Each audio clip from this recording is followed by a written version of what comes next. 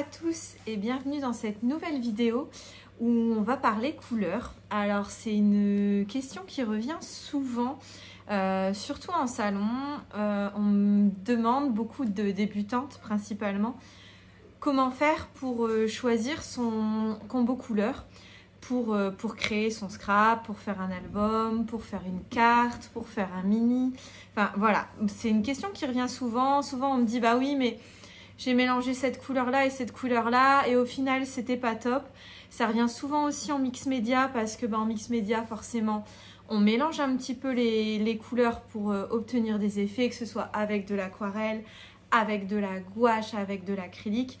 Et des fois, on obtient un marron, on va dire, pas très uniforme, pas très joli. Et parfois, ça peut gâcher ce qu'on a fait ou ça peut tout simplement nous décevoir parce que c'est pas ce à quoi on s'attendait.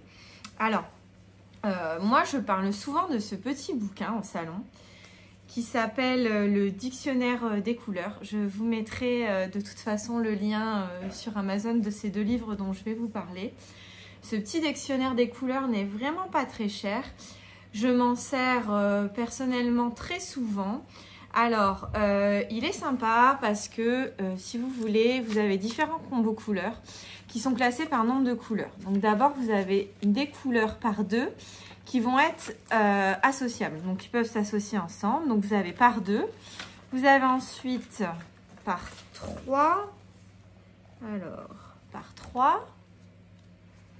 Vous avez par 4.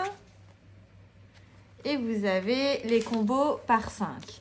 Et à la fin, vous avez un ensemble où il y a vraiment toutes les couleurs de référencées dans le mode de couleur CMJK. Alors pour ceux qui ne savent pas ce que c'est le mode de couleur CMJK, c'est le mode de couleur qu'on utilise tout simplement à l'impression. Donc pour le C pour cyan, le M pour le magenta, le yellow et le K pour le black. Donc du coup c'est CMYK, CMJK c'est en français. Donc pour ces couleurs, enfin pour ce livre, alors il est très bien, il est très sympa, sauf que quand vous repérez une couleur qui vous plaît, alors déjà c'est en chinois, hein, c'est un petit livre chinois, alors moi je l'ai trouvé sur Amazon, mais c'est écrit en anglais et en chinois et japonais je pense, je suis pas une experte, mais je pense que c'est ça. Et si vous voulez, s'il y a une couleur qui vous plaît, par exemple ici, et que vous voulez, moi c'est ce qui me sert avec mon iPad ou avec Procreate, Photoshop, etc. quand je dessine, quand je veux vraiment récupérer la couleur qui me plaît, je dois aller chercher là-bas dans le fond la couleur pour avoir mon code justement en cyan, magenta, yellow, black. Du coup, ça se présente comme ça, un code. Hein, donc, c'est écrit par exemple ici C15, M28, Y60, K10. Donc, quand on rentre ça dans notre ordinateur ou quand on rentre ça dans une tablette, on obtient pile la couleur que vous voyez là. Donc, pour ça, c'est très bien parce qu'on a le nom des couleurs et tout ça. Ça peut être très pratique en numérique. En scrap, sincèrement, ça ne va pas spécialement vous servir d'avoir le code informatique.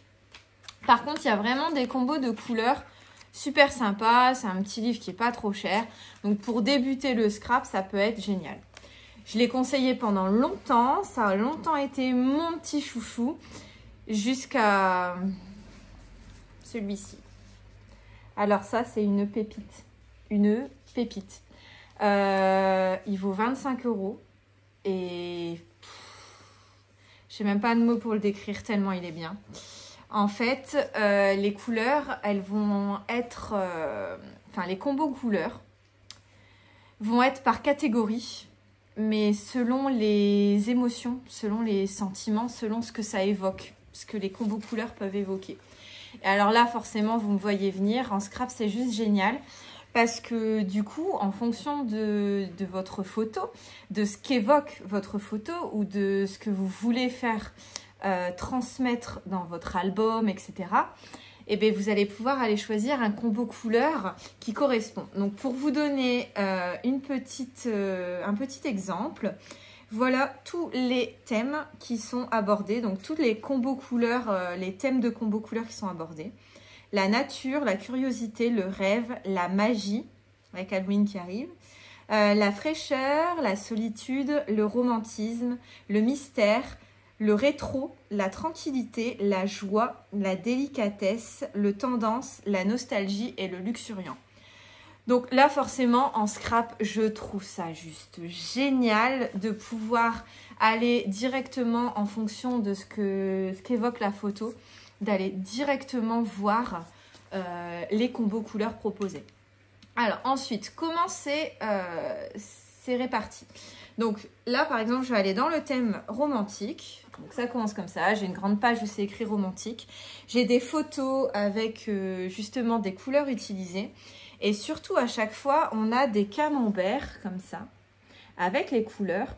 Et là où je trouve que ce bouquin devient la pépite à avoir absolument, c'est qu'en fait, ils nous mettent dans ces camemberts les proportions de couleurs. Parce qu'on sait, alors pour ceux qui ont un peu de connaissances avec la roue chromatique, etc., on prend différentes couleurs et on doit mettre une certaine proportion de chaque couleur. Alors souvent, on utilise 60% de notre couleur globale, 30% de notre couleur secondaire et 10% de notre dernière couleur quand on est sur un combo de 3 couleurs. C'est ce qui permet d'avoir quelque chose d'homogène, ce qui est le plus facilement assimilé par l'œil humain. Donc là, quand on a nos combos couleurs, donc attendez, je vais essayer de vous trouver une page où vraiment il y a plein de camemberts. Voilà, ici. Hop. Vous voyez, ça nous met vraiment, là il n'y a même plus à réfléchir en fait. Vous avez des combos couleurs par 2, des combos couleurs par 3, des combos couleurs par de plus grands nombres et surtout, vous avez la proportion de couleurs. Donc, pour celles qui ne savent pas à chaque fois choisir leur couleur ou qui mettent trop d'une couleur, pas assez de l'autre, mais ce livre, mais il est juste génial, quoi. Et en plus, ça qui est mis en fonction des émotions, des sentiments, je pense que c'est une Bible, un indispensable, la Bible des couleurs à avoir pour toute scrapeuse. Donc, je voulais vous en parler pour répondre à cette question. Ça peut être génial aussi pour les débutantes. Et franchement, pour 25 €, celui-ci est... il est parfait, en fait. J'ai rien à redire dessus. Je crois que je vais le feuilleter non-stop.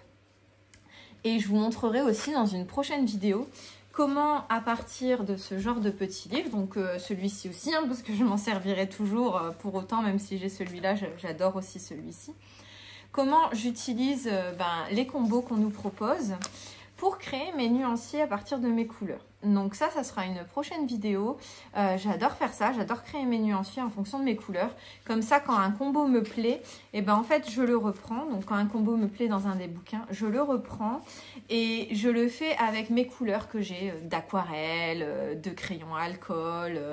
Voilà, je le refais avec mes couleurs, je note mes couleurs à côté et après, ça devient ça ma référence personnelle. Mais mon inspiration de base vient de là. Voilà, donc c'était une petite vidéo comme j'ai pas forcément l'habitude de faire, mais je pense que c'est une vidéo importante qui a besoin d'exister pour toutes celles qui ont des difficultés avec des couleurs ou pas d'ailleurs, parce que même si on n'a pas de difficulté à associer les couleurs, j'ai envie de dire c'est tellement une source d'inspiration de combos couleurs qu'on n'aurait pas forcément pensé que ça vaut la peine d'être vu, quoi. Donc, et il s'appelle, je ne l'ai même pas dit, ça s'appelle La palette parfaite et c'est de Lorraine Wager. Sachant qu'il y a un tome 2 également qui existe, que je vais commander. C'est sûr et certain, je vais le commander. Et pour la petite anecdote, mon mari s'en sert aussi en photographie. Parce que du coup, comme les couleurs sont catégorisées aussi par émotion, et en post-traitement, il peut jouer sur la proportion des couleurs, sur les couleurs, pour faire transmettre dans sa photo l'émotion qu'il veut transmettre. Donc ça peut être super pour les designers, pour les peintres, etc. Mais aussi pour tout ce qui est pour vos photos, pour tellement de choses en fait. Je pense qu'il a tellement d'utilisations possibles ce livre que c'est vraiment génial. Voilà. Bonne journée à tous. Salut, salut.